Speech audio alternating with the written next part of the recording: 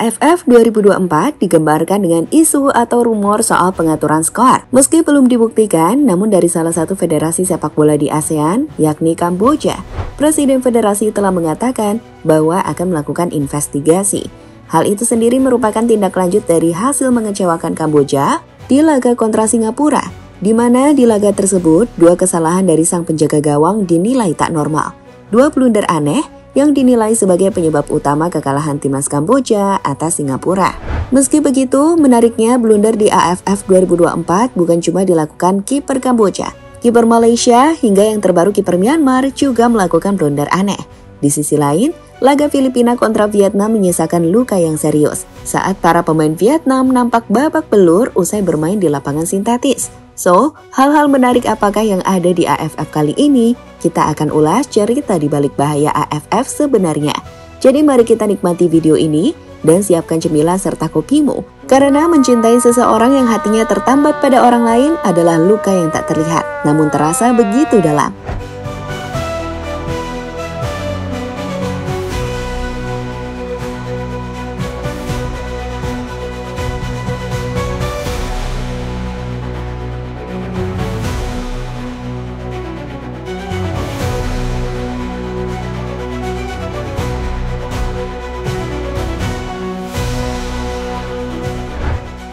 Selain menyajikan tontonan yang menarik melewat drama-drama pertandingan yang sulit untuk ditebak, seperti comeback Thailand atas Singapura, di mana setelah sempat tertinggal 2 gol terlebih dahulu, Thailand mampu membalikan skor menjadi 4-2. Atau laga gila 3-3 Indonesia Laos, laga dramatis 3-2 Malaysia Timor Leste, hingga yang terbaru laga Myanmar versus Laos yang saling berbalas comeback. AFF juga menghadirkan cerita gila soal beberapa blunder tak wajar yang dilakukan oleh penjaga gawang. Sejauh ini di fase grup saja, paling tidak sudah ada 3 blunder yang menurut Mimin cukup membuat orang bertanya-tanya. Kok bisa ya seperti ini? Pertama ada blunder dari kiper Kamboja Vireakdara. Kiper nomor 1 timnas Kamboja ini menjadi sorotan utama publik ASEAN karena di laga Singapura versus Kamboja, dirinya membuat 2 kesalahan yang terbilang fatal. Saat skor masih 0-0, dirinya melakukan kesalahan elementer dalam menyapu bola, di mana sapuan bolanya gagal karena dirinya terpeleset. Sontak saja bolanya mampu direbut pemain Singapura yang kemudian dikonversi menjadi gol di menit yang ke-8. Tak berhenti pada satu blunder, Vireakdara kembali membuat kesalahan 7 menit setelahnya. Tepatnya di menit ke-15, bola passingnya ke rekan setim terlalu pelan. Dan hasilnya, bola itu berhasil dicuri pemain Singapura yang berujung pada gol kedua timnas Singapura ke gawang Kamboja. Skor menjadi 2-0, di mana laga itu Kamboja hanya mampu menipiskan skor menjadi 2-1, yang juga jadi skor akhir pertandingan. Kamboja kalah dan beberapa hari setelahnya, FFC atau Federasi Sepak Bola Kamboja memulai investigasi untuk memastikan apakah blunder tersebut murni kesalahan individu atau ada indikasi pengaturan skor. Presiden FFC Sao Soka meminta semua pihak terkait untuk bersikap jujur selama proses investigasi berlangsung. Sementara itu rekan setim Dara, striker Nick Taylor, membela sang kiper dengan menyatakan bahwa tuduhan tersebut tidak berdasar dan meminta publik untuk tidak terburu-buru dalam menilai. Jika ada tuduhan tentang pengaturan skor, itu sepenuhnya salah. Setiap pemain ingin meraih kemenangan untuk negaranya, tapi melakukan blunder dalam sepak bola adalah sesuatu yang biasa terjadi. Saya sepenuhnya percaya dan mendukung Dara, ujar Taylor, dikutip dari CNN Indonesia.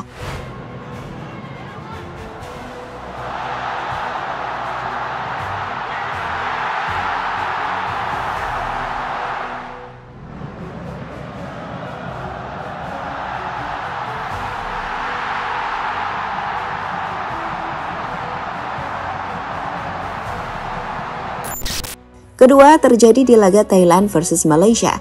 Dalam pertandingan di mana sejatinya Malaysia mampu mengimbangi Thailand itu, kiper timnas Malaysia Haziq Nazli melakukan blunder fatal di menit 56 yang membuat mereka kalah 1-0. Saat itu menerima back pass dari rekannya, Haziq Nazli yang coba untuk menyapu bola jauh dari areanya justru gagal melambungkan bola.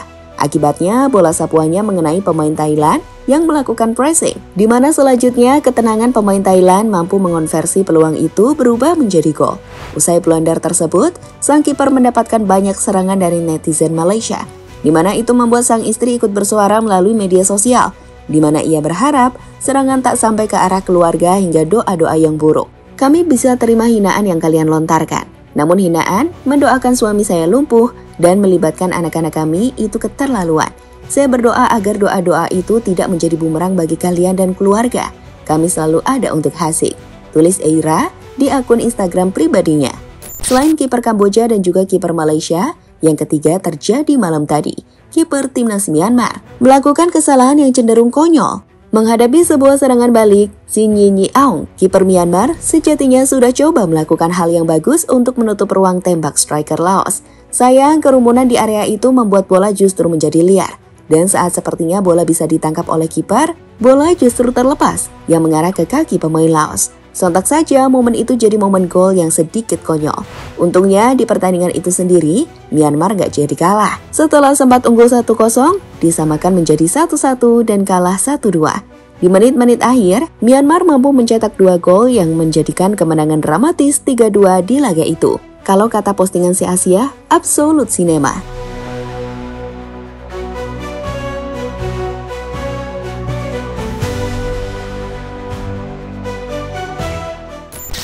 Selain momen-momen blunder, laga di AFF juga jadi sorotan.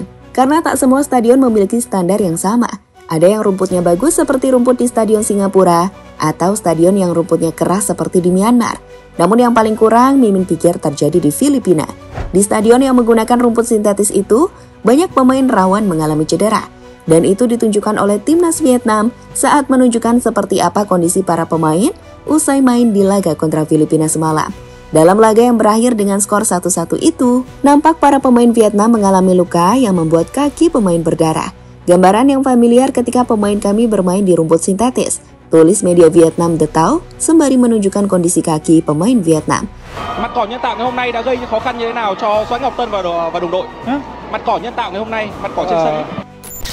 Saat ini sendiri, tiap-tiap tim di grup A dan grup B telah memainkan 3 hingga 4 pertandingan, di mana laga penentuan akan terjadi di akhir pekan ini. Sejauh ini, di grup A, Thailand menjadi tim pertama yang sudah memastikan tiket ke semifinal. Mereka memiliki 9 poin dari 3 kemenangan yang telah mereka dapatkan, disusul oleh Singapura, Kamboja, Malaysia, dan Timor Leste. Melihat klasmen saat ini, 1 tiket lainnya dari grup A akan direbutkan oleh 3 tim, di mana laga di akhir pekan ini akan sangat menentukan. Berbeda dengan grup A, di mana Thailand sudah memastikan diri untuk lolos. Di grup B, belum ada tim yang sudah memastikan tempat untuk ke semifinal. Vietnam yang memimpin klasmen dengan 7 poin masih harus bertanding di laga kontra Myanmar untuk menentukan tim manakah yang akan lolos ke babak berikutnya. Meskipun tentu saja peluang Vietnam untuk lolos sangat terbuka lebar, karena minimal Myanmar harus menang dengan keunggulan 4 poin untuk bisa melewati Vietnam. Bagaimana dengan Indonesia? Pasukan Coach Shin Tae-yong harus berhadapan dengan Filipina di laga terakhir. Jika mampu meraih kemenangan, maka timnas dipastikan lolos ke semifinal.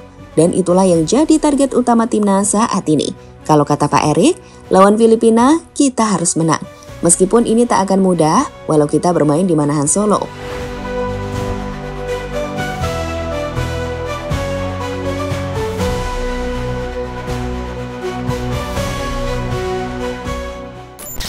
Jadi itulah cerita di balik berbagai drama yang mewarnai Piala AFF 2024. Dari dugaan pengaturan skor, beberapa blunder kiper yang menuai sorotan, hingga kondisi lapangan sintetis yang memakan korban. Semua ini menjadikan turnamen tahun ini penuh kejutan dan emosi. Untungnya sih Indonesia cuma pakai pemain muda untuk turnamen sepak bola di Asia Tenggara yang memakan waktu hingga 30 hari itu.